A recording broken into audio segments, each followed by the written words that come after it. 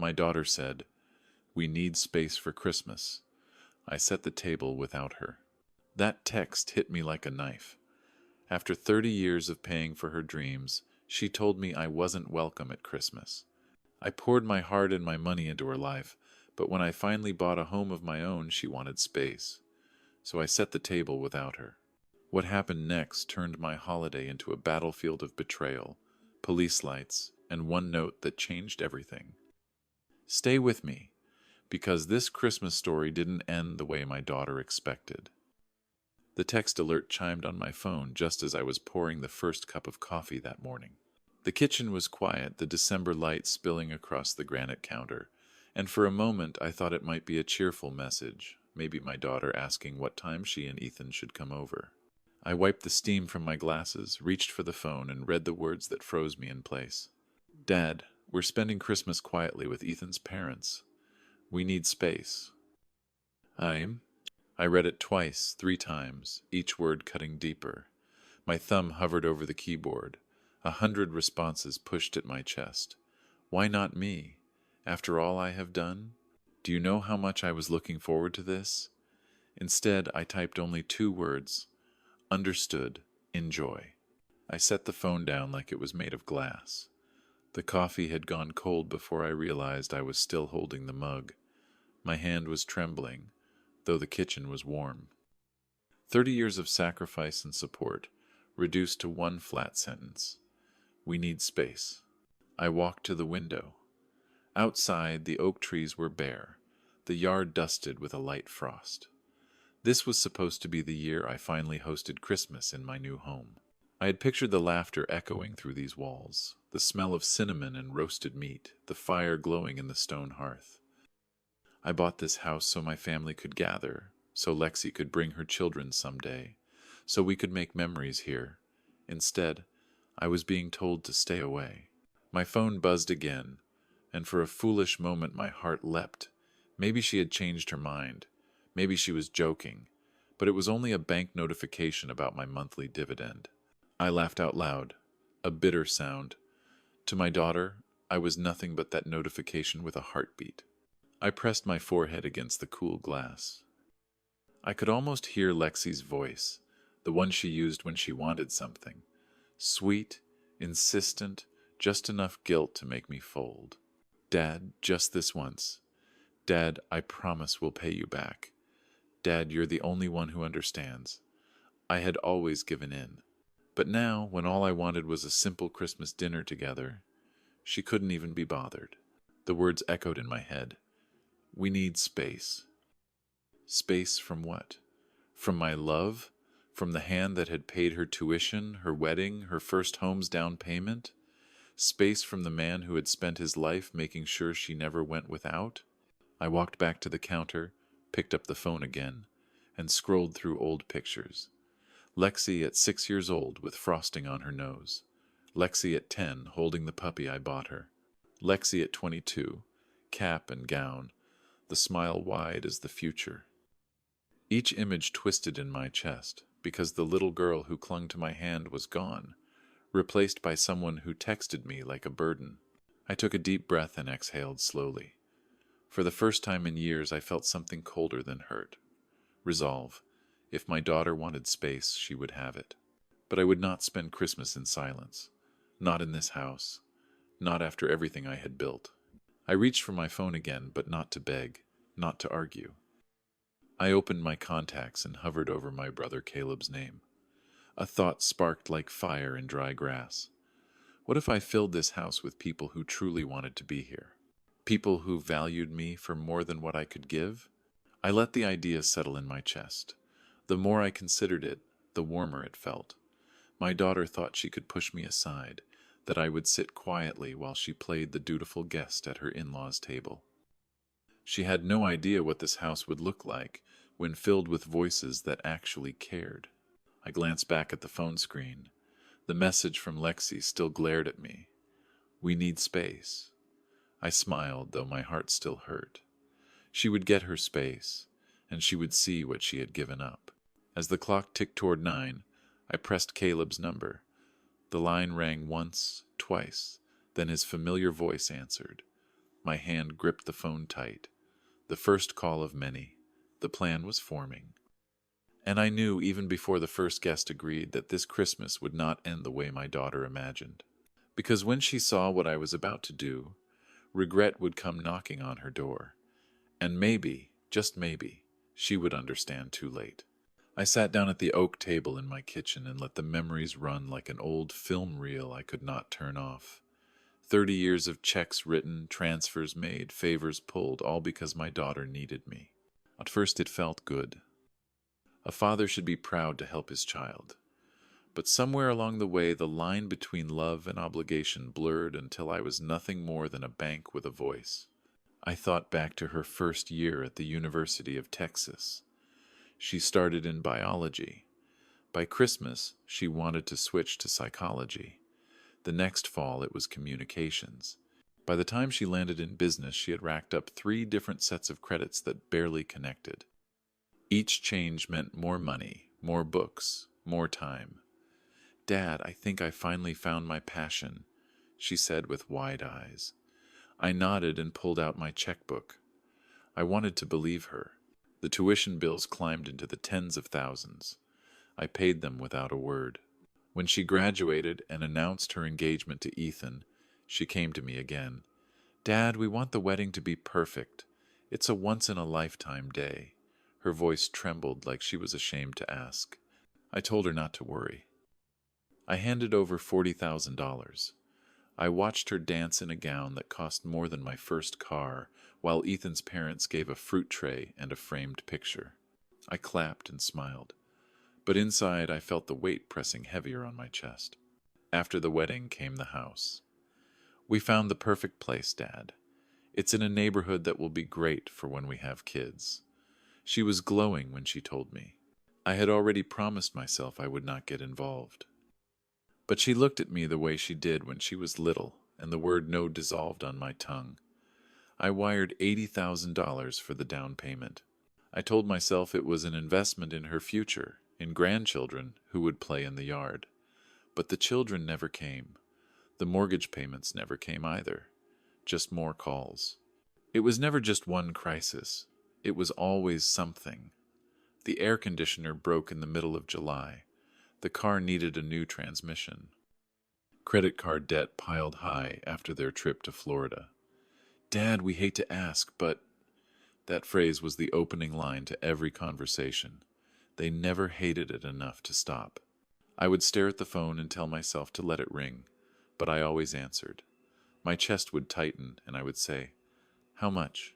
I remember one year in particular. It was the fall, and I was between consulting contracts. I had told myself this would be the season I said no, that they would learn to handle their own mess. Lexi called, crying about needing money for a kitchen remodel. "Dad, the cabinets are falling apart, and the realtor says it will hurt resale value. Please, just a loan." I said no. The silence on the other end felt like I had struck her. She didn't speak to me for weeks. My stomach turned each night when I saw her number light up, and I ignored it. Eventually I gave in, drove to her house, and handed her a check. She hugged me tight and whispered, "I knew you'd come through." That was the last time I tried to hold the line. Looking back, I realized I was not giving money. I was giving pieces of myself, shaving away my own peace, my retirement, my dignity. Each dollar carried unspoken promises that she would love me, respect me, include me. But the ledger only ran one way. I gave, and she took. Now I sat in my quiet kitchen with the frost still outside, and the taste of cold coffee in my mouth. I could almost see the numbers written across the walls. Tuition, 40,000 here, 60 there. Wedding, 45,000. House, 80,000. Repairs, trips, debts. I had never added them all up, but I knew the total would stagger most people. It staggered me when I admitted it to myself. I ran my hand across the grain of the oak table. This house I had bought on the ridge was meant to be my reward, the place where I finally stopped counting what I gave away. But as I thought of that text message, of those words, "We need space," I realized something. For 30 years I had built a ledger full of transactions. Not one of them bought me the thing I wanted most: respect. I picked up the phone again and stared at Lexi's name on the screen. My thumb hovered over it. I could call, confront her, ask her how she could throw away 30 years like it meant nothing. But I didn't. I set the phone back down. My heart was heavy, but underneath the weight was something new, something sharp. Resolve.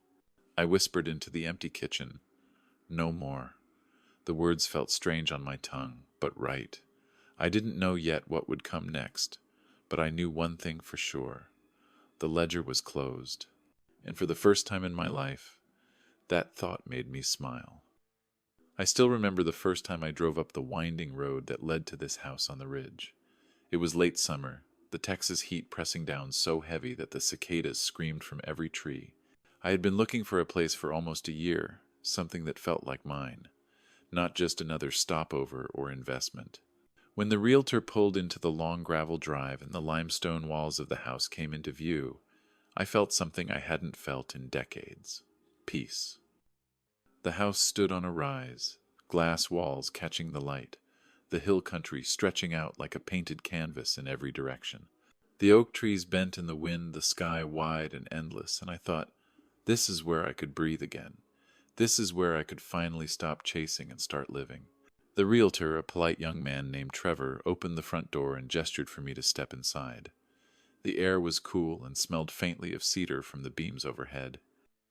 The living room opened wide, the limestone fireplace reaching to the ceiling, the glass wall behind it framing the valley below. For a moment, I didn't even hear his sales pitch. I was too busy picturing a Christmas fire glowing in that hearth.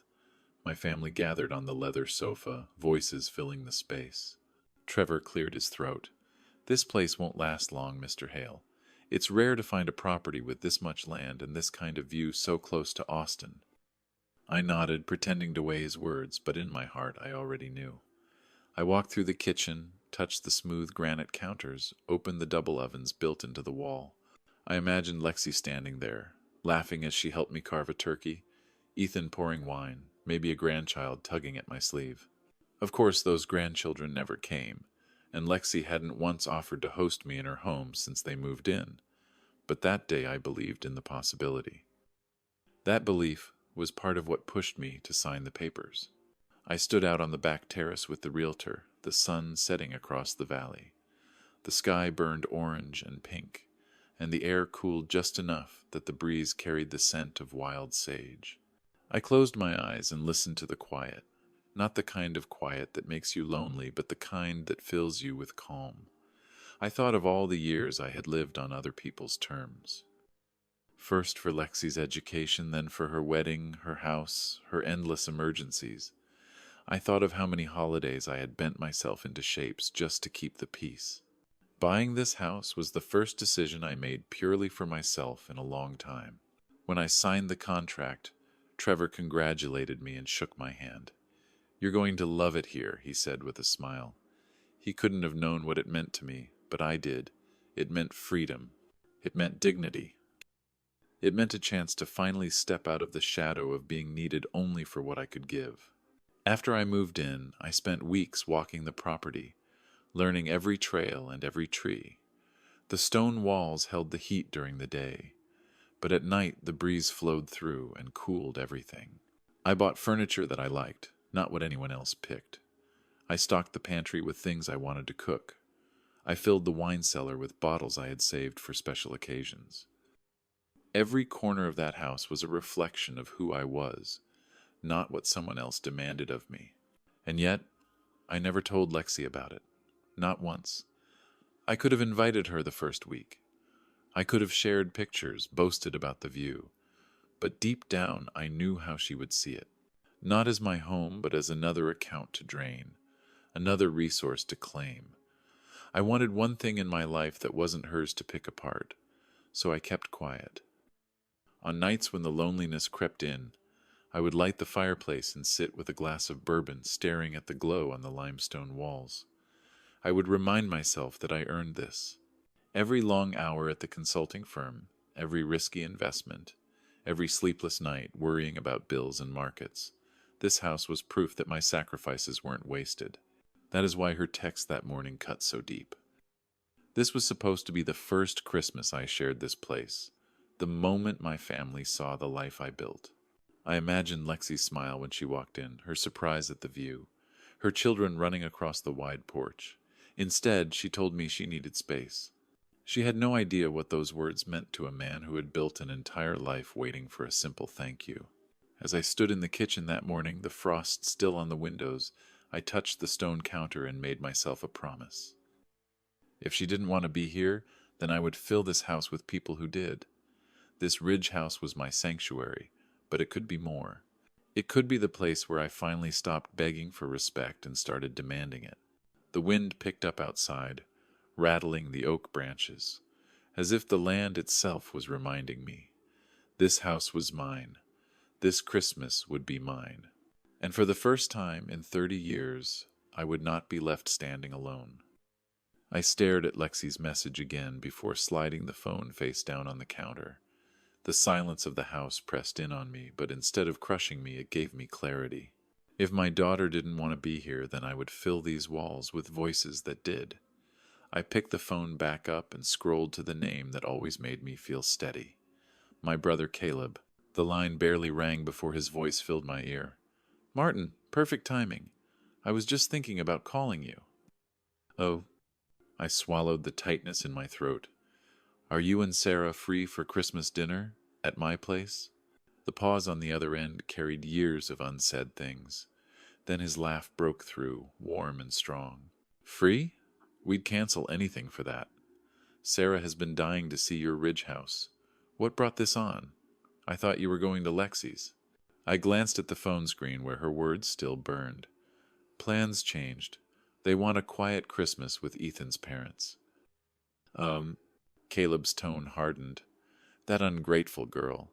Martin, how long are you going to let her treat you like an ATM?" I closed my eyes, the words hitting me harder than I expected.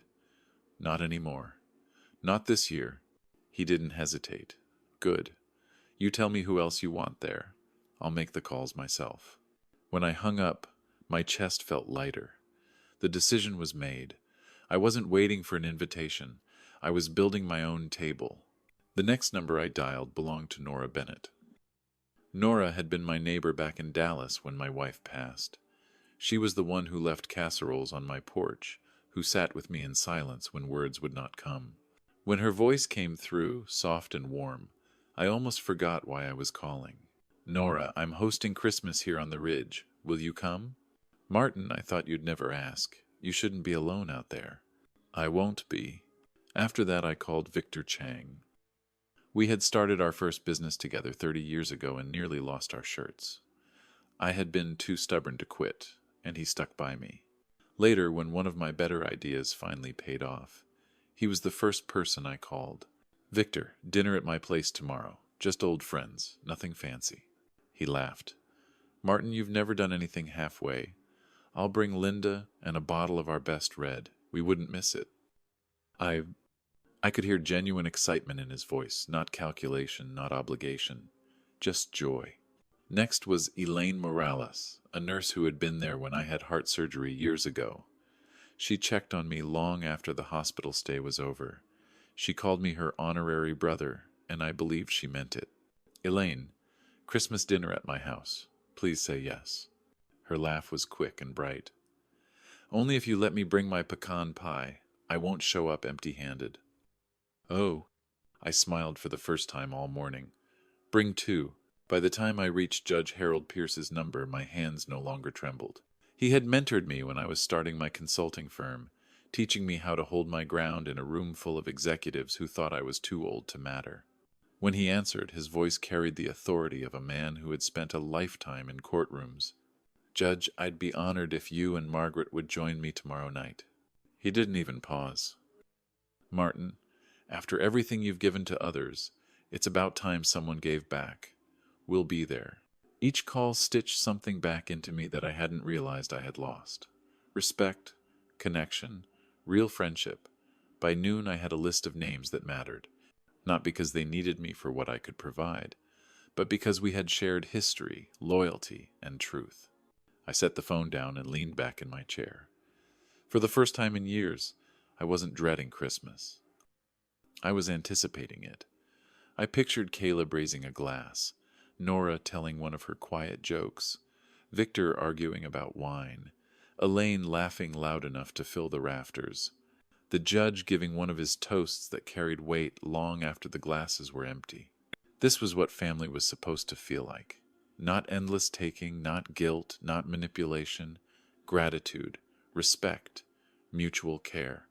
The frost outside had begun to melt by then, sunlight cutting across the ridge in long golden stripes. I stood by the window and let the warmth touch my face. Tomorrow, this house would be alive. And when Lexi saw what she had chosen to miss, she would understand. Or maybe she wouldn't. Either way, I was done begging for her attention. As the clock struck noon, the guest list was complete. I had made my choice. And I knew deep in my bones that this Christmas would be unlike any other. It would be the one where I finally stopped waiting for love in the wrong places. By 2 o'clock, the sun had warmed the ridge enough that the frost melted into little rivulets running down the stone steps. I rolled up my sleeves and walked through the house with new eyes. Yesterday it had felt empty, echoing with silence. Today it was preparing itself for company, and I wanted every corner to speak of welcome. I started in the kitchen. The counters gleamed from the morning light, but I wiped them again until they shone. I pulled the heavy roasting pan from the cabinet and set it on the stove, running my hand along its edge. Tomorrow, it would hold a prime rib ordered from the butcher in town, seasoned with rosemary and garlic. I wrote the menu on a yellow notepad: roasted vegetables, twice-baked potatoes, Caesar salad, and Elaine's pecan pie. I opened the wine cellar and selected bottles of Texas Cabernet I had been saving for years. Each cork represented a moment I had promised myself I would celebrate someday. That someday had finally come. From there I moved into the dining room. The table was long enough for 12, carved oak with weight and history. I laid out the linen cloth, smoothing each wrinkle with my palms. One by one I placed the plates, the silverware, the crystal glasses that caught the afternoon light. I set sprigs of rosemary in the napkin rings, the scent rising sharp and clean. At the center I placed a wide glass bowl filled with pine cones and cranberries, a touch of Christmas without being fussy. I stopped when I reached the end of the table. 11 places. I hesitated, then pulled one more plate from the cabinet. I set it down, even though I knew no one had claimed it. Maybe it was foolish, but I could not bring myself to leave that spot empty. The extra plate stood like a silent prayer, a reminder of what I had once hoped for. I walked through the living room next, adjusting the sectional so it angled toward the stone fireplace. I pulled 2 armchairs closer to create a circle where conversation could flow. The firewood was stacked neatly by the hearth, oak logs seasoned and ready.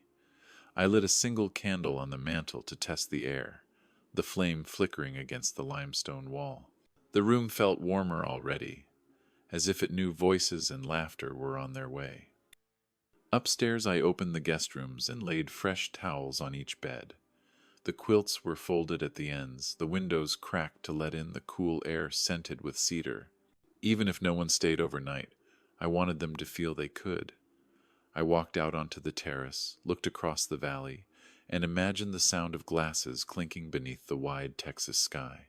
By 4 o'clock the house smelled faintly of polish and pine. I turned on a playlist of old Christmas standards, just loud enough to fill the background. Sinatra's voice drifted softly as I arranged chairs on the terrace, thinking of Caleb standing there with Sarah, pointing out the view. I checked the lights strung along the porch railing, tiny white bulbs that glowed as the sky began to fade. As the shadows lengthened, I made one last circuit. The kitchen counters were clear, the pantry stocked, the fridge full. The dining table waited, dressed and dignified. The living room invited warmth, the fireplace ready to blaze. Every room had been prepared not just for a party, but for belonging. Yet that extra plate at the table caught my eye each time I passed. I told myself it was decoration, a balance for the setting, but in my chest it felt heavier. I thought of Lexi's words again.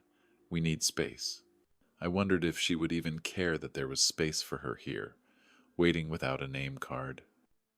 At 5 o'clock, I poured myself a glass of wine and stood at the window as the first stars appeared. Tomorrow, this house would come alive. The guests were ready, the menu planned, the lights glowing. All that remained was for the doorbell to ring. I raised the glass and whispered into the empty room, let them see what I have built. The wine was strong on my tongue, the night deepening outside. I could almost hear the echo of voices already filling the air. And yet in the quiet, one question lingered like smoke. Who would sit at that 12th place when the night was done? It was impossible to prepare the house for tomorrow without my mind dragging me back to Christmases past. I kept seeing the same night replay, the one that still stung every time the holidays rolled around. It was 6 years ago, back when I still believed money could buy peace. Lexi had insisted on hosting that year. She and Ethan had just bought their house with the down payment I gave them. She wanted to show it off, wanted everyone to see how far they had come. I remember pulling into their driveway with the trunk of my car loaded down. Bags of gifts, boxes of wine, even the roast I had cooked myself because she told me she was overwhelmed. The moment I stepped inside, I knew it was not my celebration. Ethan's parents were already there, sitting in the best seats, drinks in hand. Lexi hugged me quickly, then moved on, her voice rising with the excitement of showing off the new cabinets and countertops. Can you believe it, Dad? We finally have the kitchen of our dreams. I smiled, though I knew those cabinets had my signature written all over them. I carried the roast into the kitchen. The counters were cluttered, dishes stacked high, and Lexi barely noticed me setting it down. Oh, good, that's one less thing I have to worry about, she said, brushing past me. I remember standing there with my hands still on the pan, the smell of rosemary rising, and feeling like an employee dropping off supplies rather than a father invited to dinner. As the evening went on, I sat at the table and watched. Every time a problem came up, all eyes turned to me. The thermostat was broken, and Ethan muttered, Dad, maybe you know someone who can fix it cheap. The dishwasher made a strange sound, and Lexi said, Dad, can you take a look before you leave? I was the problem solver, the wallet, the man in the corner who made sure the show kept running. The moment that cut deepest came after the gifts. I had wrapped a dozen presents, each chosen carefully. A leather bag for Ethan's work, a gold necklace for Lexi, toys for the nieces and nephews. They tore into them without much more than a distracted thank you. Then Lexi opened Ethan's parents' gift, a decorative lamp. She squealed, jumped up, hugged them both like they had given her the moon. I sat with the paper from the necklace box crumpled in my lap and felt my chest go cold. Later that night, one of Lexi's friends stopped by. She looked around the room, at the expensive furniture, the shiny tree, the piles of gifts, and said, Wow, you two have built such a beautiful life together. I saw Lexi's smile, proud and radiant, and I waited for her to mention me, to say thank you, to acknowledge what I had done.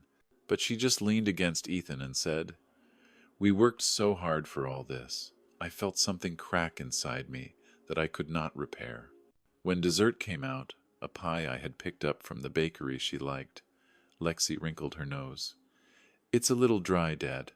Next time we should order from that place in town instead. Everyone laughed softly, the kind of laugh that stings worse than shouting. I forced a smile and cut myself a slice, though my stomach had already turned. On the drive home that night, the roads were empty. Christmas lights glowed from other houses, families gathered, laughter spilling out into the cold air. I gripped the steering wheel so tight my knuckles went white. I told myself it didn't matter, that she was young, that she would learn gratitude in time. But deep down, I knew the truth. Gratitude was not coming. That night was when I first felt like an outsider in my own family. It was the moment I realized I could pour everything I had into their lives and still be treated like the hired help. I carried that wound into every Christmas after, hoping the next one would be different, telling myself it was just a phase. But every year it repeated in some form. A slight, a dismissal, a request hidden in sugar-coated words. Now, as I stood in my ridge house with the table set for tomorrow, I let that memory wash over me. It was bitter, yes, but it also sharpened me. I had spent years waiting for respect that never arrived. This time would be different. The ghosts of those Christmases had no place here. Tomorrow, this house would echo with voices that lifted me instead of draining me. Tomorrow, for the first time in decades, I would not be the outsider. I looked again at the extra plate on the table and felt the sting in my chest. Maybe I still hoped. Maybe a part of me would always hope. But if Lexi walked away from me again, then the lesson was clear. Love without respect is not love at all, and I could no longer afford to live in that illusion. At 5:30, with the sky turning lavender over the ridge, my phone buzzed against the counter. I almost ignored it. I figured it would be another spam call or some notification that meant nothing. But when I glanced down, I saw the name and froze. Ruth Cole, Ethan's mother. I hesitated, thumb hovering over the green button. She and I had always been polite with each other. Never close, but never cold either. She was the kind of woman who sent thank you cards with neat handwriting and always asked after my health at gatherings. For her to call me out of the blue on Christmas Eve's Eve felt strange. I picked up anyway. "Hello, Ruth," I said cautiously. Her voice was warm, gentle, with the trace of a smile in it. "Martin, I hope I'm not catching you at a bad time.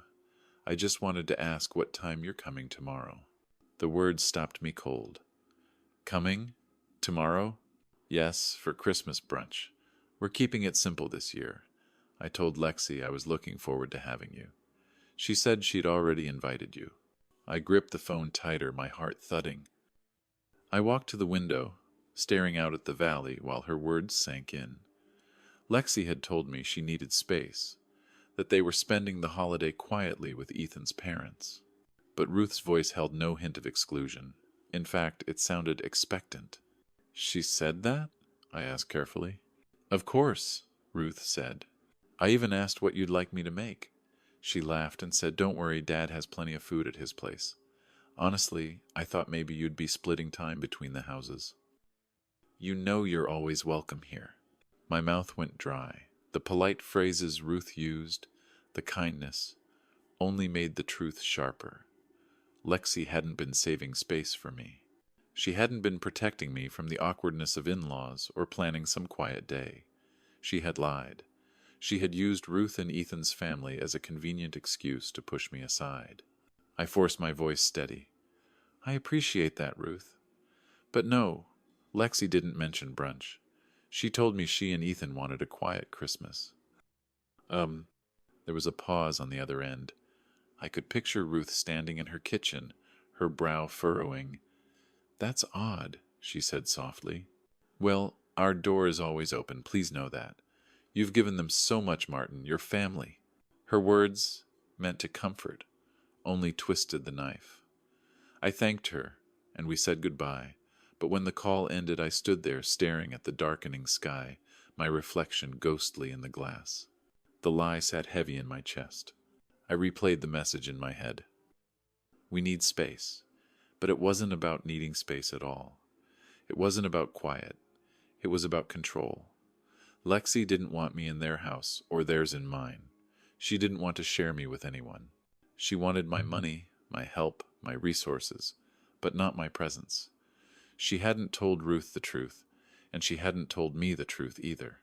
For 30 years I had explained away her actions. She's young, she's stressed, she doesn't mean it. But this was different, this was calculated. She had taken a kind invitation from her mother-in-law and twisted it into a wall between us. I poured myself another glass of wine, my hand shaking slightly. I walked through the dining room where the table was set for 12, the candles waiting to be lit. My eyes landed on that extra plate at the end, the one I couldn't bring myself to remove. Suddenly it looked less like hope and more like a reminder of her betrayal. I sat down at the head of the table and whispered into the empty room. She lied. The words echoed back at me from the stone walls. I thought of the way Ruth's voice had faltered when I told her. I thought of how embarrassed she would feel when she realized the truth. Lexi's dishonesty had left me standing in the middle of my own house, holding the weight of two different stories. Outside, the first star flickered into view. Tomorrow, My house would be filled with people who chose me. And when Lexi saw that she had been left out not because of her in-laws, but because of her own choices, I wondered if she would even admit it.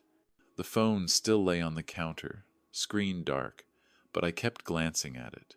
Part of me expected it to buzz again, for Lexi to call and spin another version of the story. But the silence stretched on, heavy and unbroken. I leaned back in the chair, the rosemary sprigs releasing their scent into the air, the candles casting shadows on the walls. The truth had finally revealed itself, and it was uglier than I had let myself believe. I had thought the wound was neglect, but now I saw it clearly. It was betrayal. And as the clock struck 6, I knew this Christmas would not just be different. It would be the one where everything changed. At 6 o'clock sharp, the first set of headlights curved up the gravel drive. I was standing in the foyer, straightening my tie, when the doorbell rang. The sound echoed through the Ridge house in a way that made my heart swell. I opened the door to see Caleb grinning wide, a bottle of wine in one hand, and his arm around Sarah. "Good Lord, Martin," he said, stepping inside and looking around. "Pictures didn't do this place justice." Sarah gasped as she glanced up at the chandelier, and then toward the glass wall that opened onto the valley. "It's beautiful, absolutely beautiful." I felt pride stir in me, not the boastful kind, but the kind that comes from knowing I had built something real. They handed me the wine, and the moment Sarah hugged me, I knew I had done the right thing. Soon after, Victor and his wife Linda arrived, pulling up in their SUV, both smiling like kids on Christmas morning. Victor clapped me on the shoulder as he stepped in. "Martin, you finally did it. This is exactly the kind of place you deserve." Linda turned in a slow circle, her eyes wide. "It feels like a retreat, like a sanctuary." Their words warmed me more than the heating system humming softly through the house. These people weren't here to take. They were here to share. The living room began to fill with coats draped over chairs, voices rising and overlapping.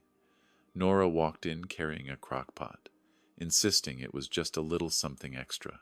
Elaine arrived right behind her, balancing 2 pecan pies with a grin. "I told you I wouldn't show up empty-handed," she said, and I laughed for the first time that day. By 7, the house was alive. The fire snapped in the stone hearth. Sinatra's voice drifted softly through the speakers, and glasses clinked as toasts began.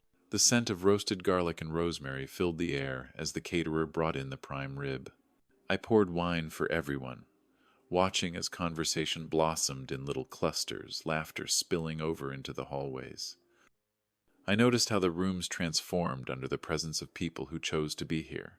The leather sectional that had felt too big for one man now held friends leaning close, sharing stories. The dining table, already set, looked less like a piece of furniture and more like a promise. Even the terrace doors, slightly ajar to let in the cool December breeze, carried the sound of voices into the valley below. At one point, Judge Harold raised his glass. His voice, still commanding even in retirement, carried over the room. "To Martin, for building a home not just of stone and glass, but of respect. That's rarer than most people realize." The room erupted with clinks and cheers, and I felt a lump rise in my throat. I had been so used to my name being spoken in connection with a check or a favor. To hear it now tied to respect felt like water after a long drought. Nora snapped photos with her phone, insisting she needed to capture the glow of the fire against the faces. She took a group shot by the mantel, then a candid of me laughing with Victor. I didn't object. For once the pictures weren't for show, they were for memory. Around 8, I slipped into the kitchen to check the food. Caleb followed me, carrying 2 glasses. He handed me one and said quietly, "You feel that, brother? That's what family is supposed to be." I nodded, swallowing past the tightness in my chest. "It's been a long time since I felt it."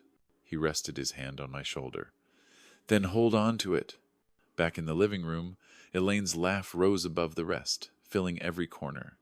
Victor told the story of our first failed venture, and everyone groaned at the thought of how close we came to losing it all. Linda teased him for underestimating me back then. The judge leaned back in his chair, smiling like he was watching his children succeed. At 9:30 the house felt as if it had expanded.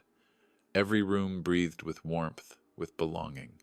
I walked to the dining table and my eyes landed once more on that extra plate at the end. It still sat there, waiting, untouched. I couldn't decide if it was mocking me or reminding me. The sound of voices rose behind me, glasses clinking, laughter rolling like waves against the stone walls. I knew then that tomorrow, when Lexi saw the pictures, she would realize what she had chosen to miss. But tonight, as I stood in my house filled with warmth, I let myself believe I was exactly where I was supposed to be. I picked up my glass and whispered to myself, "This is only the beginning." Yet in the corner of my mind, a shadow lingered, a question I couldn't shake. What would Lexi do when she saw proof that I no longer needed her to feel whole? The night had settled into a rhythm. Glasses clinked, laughter echoed against the stone walls, and the fire glowed steady in the hearth. I was in the middle of telling Victor about the time we almost lost everything on that first business deal when I felt the vibration against my leg. My phone, I ignored it at first, not wanting to break the spell of the evening. But it buzzed again, longer this time, insistent, and then again, 3 times in less than a minute. I excused myself quietly and slipped into my office down the hall.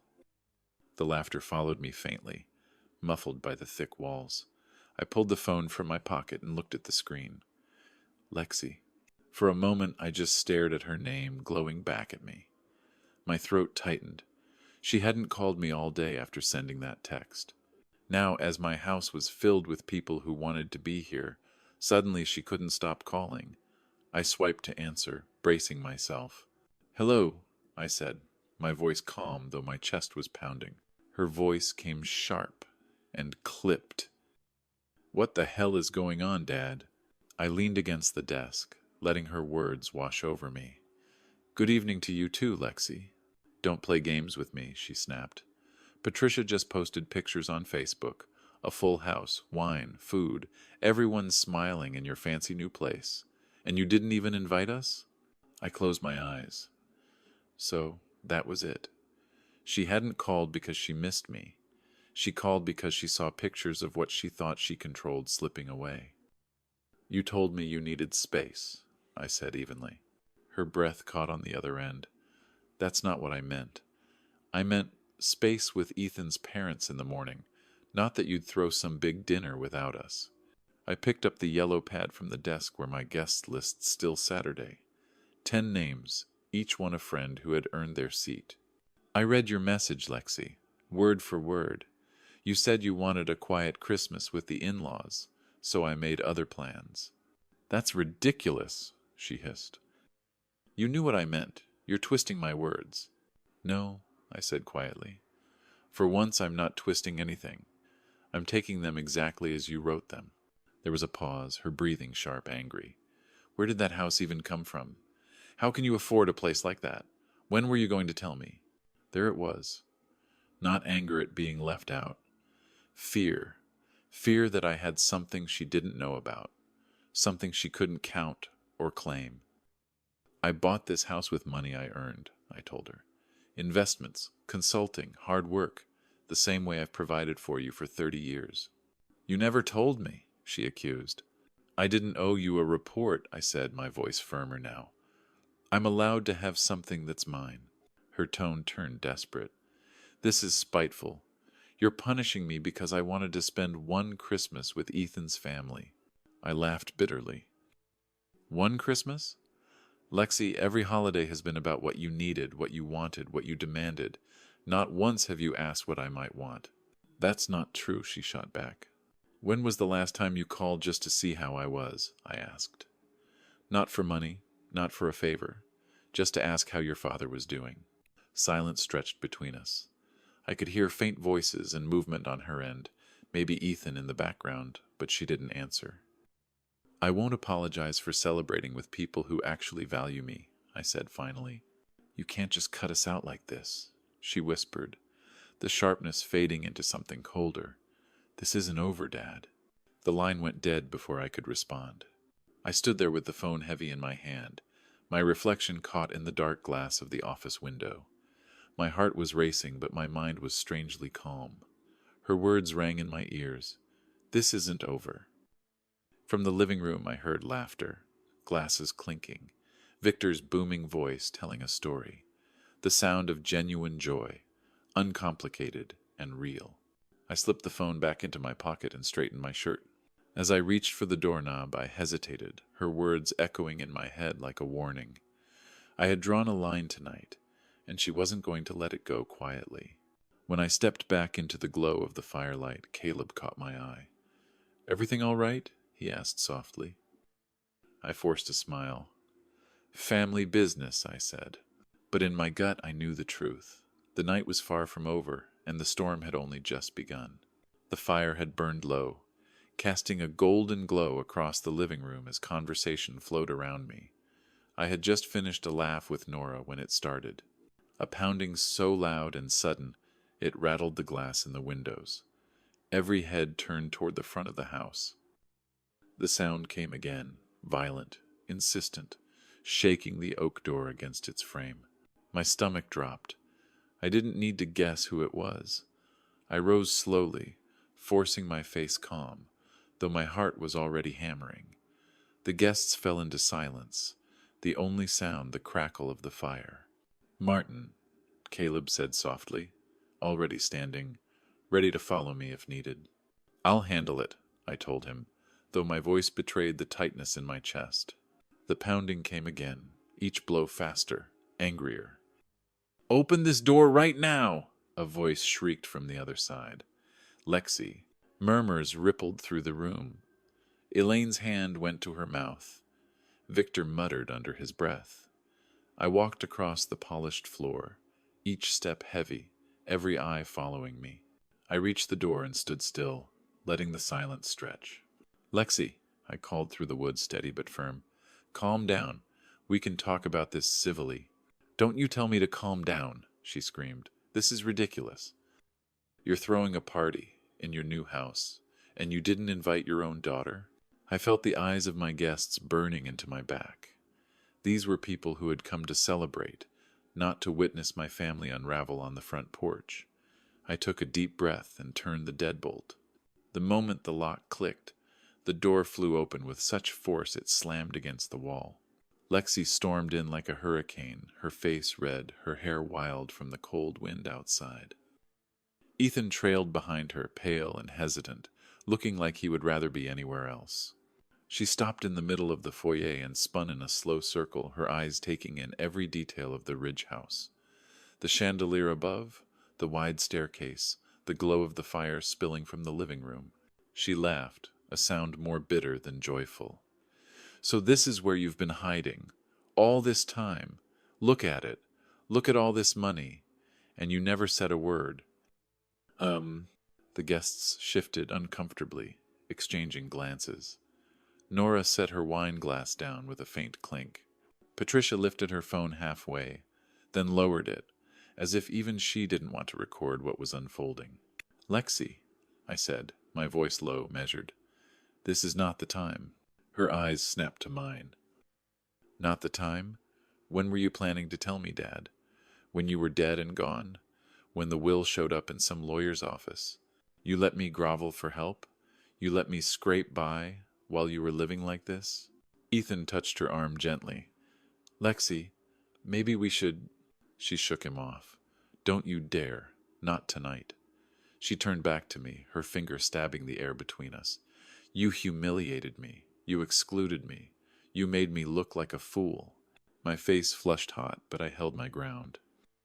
Behind me, I could feel my friends, silent and watchful, a semicircle of witnesses, like a jury waiting for the verdict. "You told me you needed space," I said, "so I gave it to you." Her laugh cut the air. "Don't twist this. You knew what I meant. You wanted to hurt me. You wanted to prove a point." I shook my head. "I wanted to enjoy Christmas in my own home without being treated like a bank account, that's all." For a moment, silence hung heavy in the air. The only sound was the fire popping in the distance. Then Lexi's voice rose, sharper than before. "You don't get to do this. You don't get to erase your family. She looked past me, at the living room full of people who had fallen completely quiet. Her eyes narrowed. And you? She said loudly, pointing at them. You think you belong here? You think you're more important than his daughter? Caleb stepped forward, his voice calm but firm. Lexi, enough. This isn't the way. Oh? She spun on him, eyes blazing. Stay out of this, Caleb. You've always been jealous, always whispering in his ear. My brother's jaw tightened, but he didn't raise his voice. He just stood taller, a wall between her fury and my silence. Ethan shifted from foot to foot, his face pale. He whispered, Lexi, please, this isn't the place. She ignored him. She kept her eyes locked on me, her face twisted with hurt and rage. You chose them over me, your own daughter. I hope you're happy. Oh, I felt the weight of every eye, every breath in the room. My chest ached, but my voice came out steady. No, Lexi, I chose respect, something you've never given me. The words hung in the air like a final bell. For a moment she looked stunned, as if she hadn't expected me to fight back. Her mouth opened, then closed. Her hands trembled at her sides. The room stayed frozen, everyone waiting to see what would happen next. And in that heavy pause, I knew this night had crossed a line that could never be uncrossed. Lexi's eyes burned into mine. This isn't over, she whispered. The fire popped again in the distance, and the front door still hung open, letting the cold night air swirl through my house. I felt it in my bones. She was right. It wasn't over. Not yet. The argument still hung in the air like smoke when I heard it, a distant wail that grew louder with every second. At first I thought it was just my nerves, but then the flash of red and blue cut across the windows. My stomach clenched. Police. The guests shifted uneasily, whispers rippling through the room. Lexi stood in the center of the foyer, her chin high, her eyes daring me to stop her. Ethan looked down at the floor, his shoulders slumped. The sirens silenced as 2 patrol cars pulled up in the drive. Doors opened, gravel crunched under boots. A hard knock came at the doorframe, sharp and official. I stepped forward, holding my breath, and opened the door. 2 officers stood there, one older with gray at his temples, the other younger, tablet in hand. The older one gave me a practiced nod. Evening, sir. I'm Sergeant Alvarez. This is Officer Kim. We got a call about a disturbance, possible domestic situation. Mind if we come in? Before I could answer, Lexi pushed past me toward them. Yes, thank you for coming, she said quickly, her voice dripping with righteousness. They're having this loud party and completely harassing me. My father has been hiding money from our family, and now he's excluding me. It's abusive. The words landed like stones in my gut. Behind me I heard gasps from my guests. Patricia's eyes widened. Caleb muttered something under his breath, his fists clenched at his sides. Sergeant Alvarez raised an eyebrow. He looked past her into the living room where 10 well-dressed people sat holding half-filled wine glasses, soft jazz playing in the background. His expression didn't change, but I saw the doubt flicker. Sir, he said to me, is this your residence? Yes, I answered firmly. This is my home. I'm hosting a quiet dinner with friends. He nodded once, then turned back to Lexi. Ma'am, can I ask your relationship to the homeowner? She squared her shoulders. I'm his daughter. He's been manipulating finances, cutting me out of family events. He's isolating me, and it's abusive. The word abusive hung heavy in the air. I felt every eye on me. Sir, Officer Kim said gently, do you feel threatened or abused in any way? I shook my head.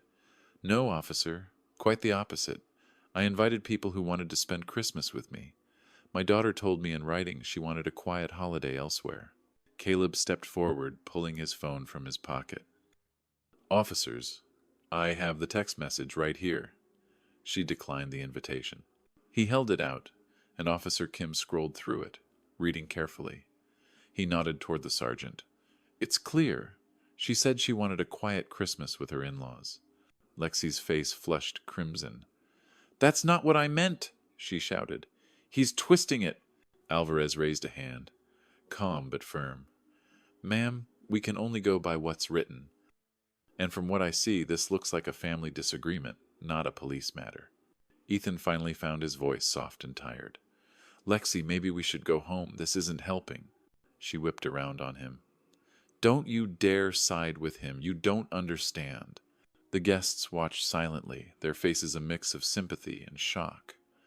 Nora whispered to Elaine, who shook her head slowly. The room had become a courtroom, and Lexi was making her case collapse in front of everyone. Sergeant Alvarez straightened his clipboard. Here's what's going to happen. You're free to stay if you're invited, but if the homeowner asks you to leave, you'll need to respect that. And I'll be honest with you, ma'am, filing a false report is serious business. Do you understand? Lexi's mouth opened and closed, but no words came. The red in her face drained to a pale pink. Ethan touched her arm again, firmer this time. Lexi, let's go. I took a slow breath, my hands steady now. Officers, thank you for your time. I'm sorry you had to be called for this. No trouble, sir, Alvarez said. Enjoy your evening. And, sir, for what it's worth, looks like a fine home. I gave him a grateful nod. They turned and walked back down the steps, their flashlights sweeping across the gravel. The patrol cars pulled away, the red and blue fading into the distance. The silence that followed was thick. Lexi stood frozen in the foyer, her hands trembling, her eyes darting around the room. Every face she met was cold, disappointed. Patricia crossed her arms. Victor shook his head. Caleb stood tall beside me, unflinching. This isn't over, she whispered, though her voice lacked the fire it carried earlier. I looked at her, then at Ethan, who couldn't meet my eyes. The storm had passed, but the damage was done. I closed the door gently, the click of the lock echoing like a gavel. Behind me, my friends sat waiting, silent witnesses to the unraveling of 30 years of history. The party had stopped, the warmth interrupted, and yet in that moment I felt lighter. Because for the first time in my life, the truth had been spoken aloud, and the law itself had sided with it. I turned back toward the living room, ready to face the fallout, knowing the night was far from finished. The house was still buzzing from the police leaving, voices low, glances sharp. I could feel the tension in the air like smoke after a fire. Lexi stood stiff in the foyer, her arms folded, her face pale now that the red and blue lights were gone. Ethan kept his distance, his eyes on the floor. I stepped forward and said quietly, "Come with me." She hesitated, her jaw tight, but followed. I led her down the hall into my office and closed the door behind us. The sound of the party dulled, leaving only the hum of the heating vents and the thud of my heartbeat. She paced in front of the bookshelf, her hands moving as if she could pull the right words out of the air. "I never meant for it to go this far," she said quickly. "The police, that wasn't supposed to—" She trailed off, her voice catching. I lowered myself into the leather chair behind my desk. "Help me understand what you did mean, Lexi." Her eyes flashed as she stopped pacing. "I meant we wanted a quiet Christmas morning with Ethan's parents. I thought it was understood that we'd come see you later for dinner. You never said that." "I didn't think I had to. We've always worked something out." I leaned forward, my elbows on the desk. "You told me you needed space. Those were your words, and tonight you didn't just leave it at that. You tried to turn it into something ugly. You called the police on me, in my own home." She dropped her gaze, biting her lip. "I was angry. I felt betrayed. You never told me about this house, about the money. Do you have any idea how that feels? To find out through Facebook posts that your own father has been hiding something this big?" I opened the drawer and pulled out a folder. Inside was a printed record, transfers, emails, plans. I laid it on the desk between us. I wasn't hiding anything. I was building a life for myself. I don't owe you a monthly financial report. Her hands clenched into fists. "You're supposed to be honest with your family." I met her eyes. "And you're supposed to respect your father. Tell me, when was the last time you called me just to ask how I was doing? Not to ask for help with the car payment. Not to ask for money to cover a vacation. Just to talk." She opened her mouth, then shut it again. The silence was louder than anything she could have said. I picked up my phone and scrolled through our messages. Here are your last 10 texts. Car repairs, roof repairs, credit card bills. Ethan between jobs again. Every single one, a request for money. Not one hello. Not one how are you. I set the phone down hard on the desk. Tell me, does that look like love, or does it look like a ledger? Her face crumpled, but even her tears felt practiced. You're making this about money. I just wanted to know you'd always be there for me. I shook my head. No, you wanted to know my money would always be there for you. There's a difference. For the first time her voice softened, a crack showing through. Dad, please, don't do this. Don't push me away. I need you. I stood slowly, the weight of decades pressing on me. No, Lexi, you need what I can provide, and I can't keep pretending that's the same thing. She reached for me, but I stepped back. Behind her, the window reflected us both. I saw myself, tired but steady, and her, trembling, desperate, still unable to see the truth. This isn't punishment, I said quietly. This is the boundary I should have set years ago. If you want a relationship with me, it has to be one built on respect, not dependence. Her eyes flashed again. A last attempt at control. This is because of Caleb, isn't it? He's poisoned you against me. This is because I finally realized I deserve better than being treated like a bank account. The tears spilled down her cheeks then, but I felt nothing but a strange calm. I walked to the door and opened it. We're finished here. I need to get back to my guests. She stood frozen for a moment, then whispered, This isn't over. I looked at her reflection in the window one last time. For me, it island. I stepped back into the hallway, the sound of conversation washing over me again. Caleb caught my eye from across the room, concern written on his face. I nodded once, steady and sure. The door clicked shut behind me, sealing off the years I had carried like chains. When I stepped back into the living room, the air felt thick, as if the walls themselves were holding their breath. My guests looked up, their conversation stalled, every face waiting to see what would happen next. Lexi followed close behind me, her heels clicking hard against the floor, her eyes blazing with defiance. Ethan trailed after her like a shadow, pale and small, saying nothing. She didn't pause. She marched straight into the center of the room and spun toward the circle of friends who had gathered around the fire. Her voice cut sharp across the silence. I need everyone here to understand something. My father has been hiding money from our family for years. He bought this house in secret. He's been manipulating finances and keeping us in the dark. The room went still. 10 pairs of eyes flicked from her to me, weighing her words. For a moment, all I could hear was the crackle of the fire and the faint hum of the heating system. Lexi, I said quietly, that's enough. No, she snapped, pointing at me. They need to know the truth. He's been living a double life, pretending he's just scraping by while secretly building this mansion, all while letting us beg for help.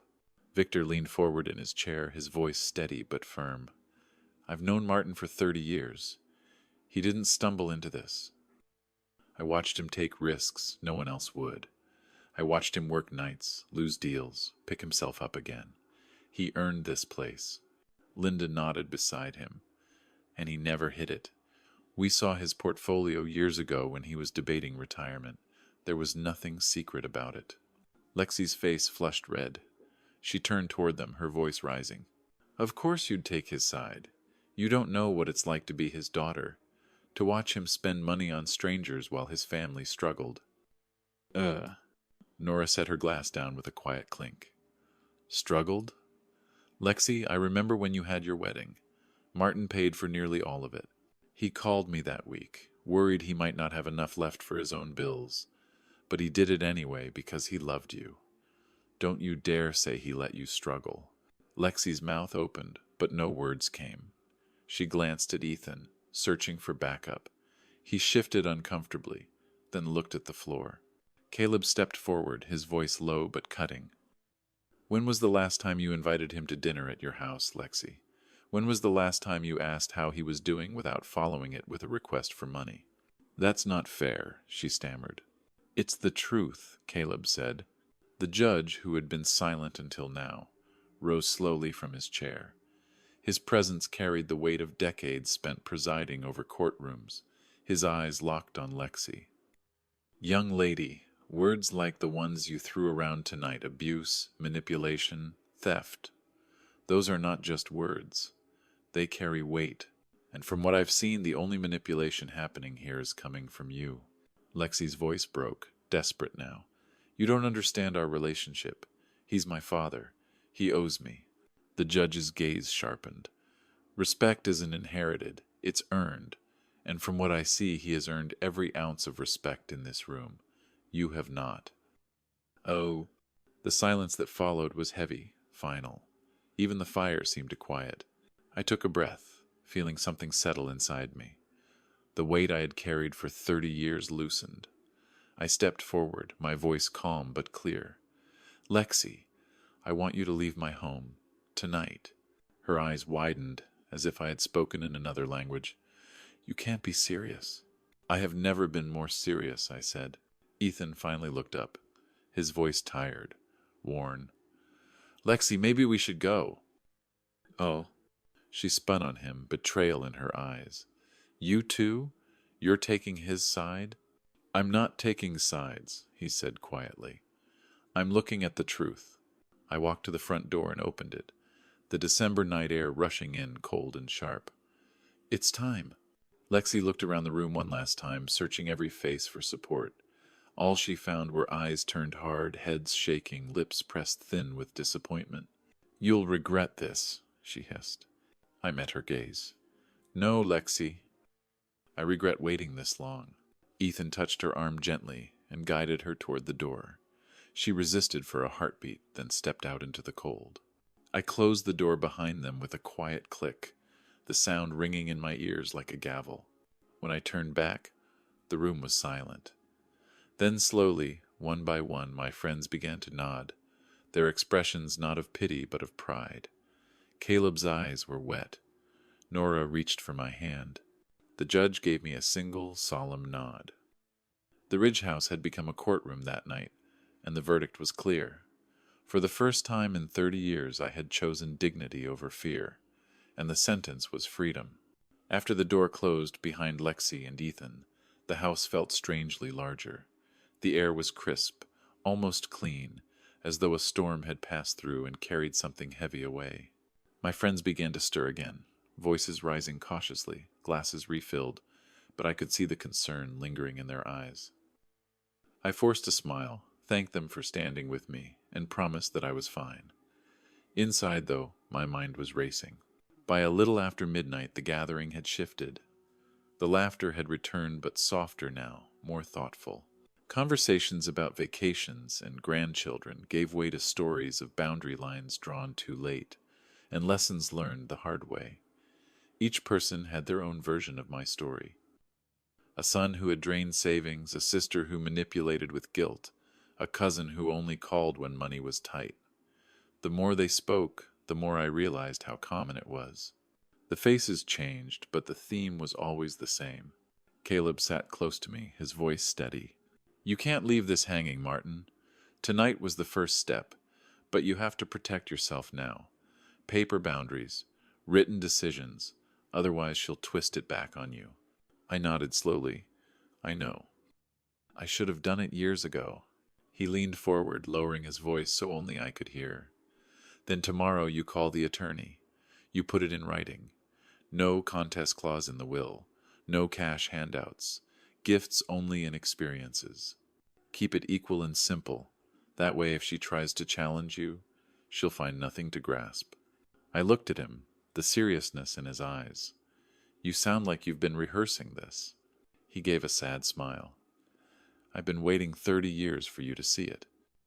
I excused myself and went to the office again, this time not to argue but to act. I pulled out a yellow legal pad and wrote the title at the top, Boundaries. The first line read, Estate meeting, Monday morning. Next line, add no contest clause. Then, no cash gifts, experiences only, equal for all. And finally, counseling condition for reconciliation. If Lexi ever wanted to repair what she had broken, it would not be through another check. It would be through respect, through proof of change. The pen felt heavy in my hand, but each word lightened me. These weren't just notes. They were a map out of the cycle I had lived in for 3 decades. I heard a knock at the office door, and Caleb stepped inside, closing it behind him. He saw the pad on my desk and nodded. That's it. That's the work that keeps tonight from repeating. I exhaled slowly. I've been afraid of losing her if I did this. But tonight I realized I lost her long ago. I only kept funding the illusion that she was still here. He placed a hand on my shoulder. What you're doing isn't shutting her out. It's leaving a path for her to walk back, if she chooses to change. We sat in silence for a while. The only sound, the faint murmur of voices from the living room. Finally, I tore the page from the pad and folded it carefully, placing it in the center of the desk. A promise to myself. When I returned to the others, the judge was speaking softly about respect not being inherited. Elaine raised her glass in agreement, her eyes bright with conviction. Victor told me he wished he had drawn his own line sooner. Patricia reached for my hand and said, "This house is safe now. You made it so." The clock crept toward 1 and coats began to appear from the closet. One by one they hugged me, their embraces longer and warmer than before. They left words behind with each embrace. Pride, admiration, relief. When the last car pulled out of the drive and the taillights disappeared into the darkness, I stood alone in the foyer. The house was quiet again, but not empty. The paper on my desk in the office waited like a guard at the gate. I walked through the dining room and paused at the table. 11 places used, 1 still empty. The extra plate gleamed faintly in the candlelight. I touched it gently, not with bitterness, but with acceptance. Tonight had proven the truth. Love without respect was no love at all. I turned off the lights one by one until only the fire glowed. It burned steady, a reminder that warmth could be chosen, built, protected. As I climbed the stairs toward my room, the folded paper in the office felt like more than a plan. It felt like freedom pressed into ink. By 1:15 I lay in bed, the house silent around me. I stared at the ceiling, listening to the wind against the glass, and whispered the same words I had written earlier. Estate meeting, no contest clause, no cash gifts. It was not just paperwork. It was the foundation of my dignity. Sleep came slowly, but without fear. For the first time in 30 years, I believed tomorrow would not trap me in yesterday's mistakes. I had written the truth, and the truth would hold. The first light of morning crept across the ridge, painting the horizon with pink and gold. I had not slept more than a few hours. My body was tired, but my mind was strangely calm. The house was silent now, the laughter and voices of last night replaced by the steady hum of the heating vents and the crackle of embers still glowing in the fireplace. I pulled on a sweater and walked barefoot across the cool wood floors toward the kitchen. The smell of smoke lingered faintly, mixed with rosemary from the sprigs I had tucked into the napkin rings. Empty glasses and half-burned candles sat on the table, reminders of what had happened here. For the first time in years, I did not feel dread the morning after Christmas Eve. I felt relief. I poured myself coffee and stood at the window overlooking the valley. Frost clung to the grass, the oaks dark against the pale sky. The quiet was complete, almost holy. I took a long sip and let the warmth spread through me. Today would be Christmas Eve, and for once I would not spend it measuring my worth by someone else's demands. A soft thud at the front of the house broke the stillness. I frowned, set the mug down, and walked toward the foyer. When I opened the door, the cold morning air rushed in, sharp and clean. On the doormat lay a plain white envelope. No name, no address, just my daughter's handwriting across the front. Dad. I picked it up slowly, my hands trembling despite the cold. For a moment I just stared at it, the paper catching the light of the rising Sunday. My chest tightened. She had been here. Sometime after the shouting, After the police, after the door had closed on her, she had returned quietly and left this. I carried the envelope to the office and sat down at the desk. The legal pad with my notes from the night before still lay open. Boundaries, estate meeting, no contest clause. The paper beside it looked fragile, almost out of place. I turned it over in my hands, debating. Part of me wanted to tear it open, to hear her voice in the scrawl of her words. Another part of me feared it would only be more of the same. At last I slid a finger under the flap and pulled out a single sheet. It wasn't a letter. It was a photocopy of an old drawing. Crayon on wrinkled paper, colors faded but still clear. A little girl with stick-figure pigtails holding the hand of a taller man. Above them a crooked Christmas tree, stars scattered across the page. At the bottom, in uneven letters, it read, "Me and Daddy at Christmas." My throat closed as I traced the lines. I remembered that drawing. She had made it when she was 7. I had kept it on the fridge for years until the paper grew thin and fragile. Somehow she had found it, copied it, and slipped it back into my life now. There was a sticky note attached, just 4 words in her handwriting. I don't know how. That was all. No apology, no demands, no anger, just a crack in the wall she had built between us. I leaned back in the chair, the paper trembling in my hands. My heart pulled in 2 directions at once. Part of me wanted to believe it meant change. Part of me feared it was only another move in a long game I no longer wished to play. I set the drawing carefully on the desk beside the folded notes of my boundaries.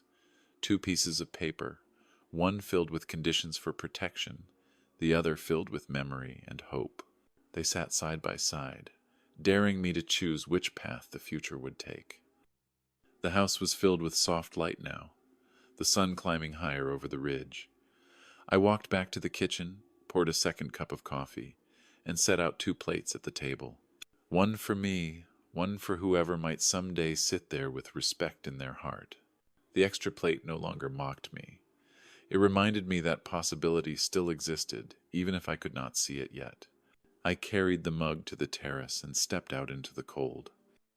The valley stretched wide and endless before me, the air crisp, the sky open. Somewhere down the road Lexi was waking to her own morning, perhaps seeing the same sky, perhaps not. I did not know what would come next. But as I stood on the ridge with the drawing, and the boundaries waiting inside, I knew one thing with certainty. Yesterday I had lived as a man who gave without limit. Today I stood as a man who chose respect. Tomorrow remained unwritten. The wind rustled through the oaks, carrying the scent of cedar. I closed my eyes and let the cold sting my face. Christmas Eve had begun, and for the first time in 30 years, I felt the future was mine to shape. For the first time in decades, I finally chose dignity over guilt and peace over chaos. I learned that being a father does not mean being a bank account. It means standing firm, even when it hurts. My house was no longer filled with demands, but with people who valued me for who I am. And though Lexi left that night with anger in her eyes, she also left a small reminder of the love that once was. What happens next remains unwritten. Tell me, friends, would you have forgiven her or closed the door for good? Share your thoughts below.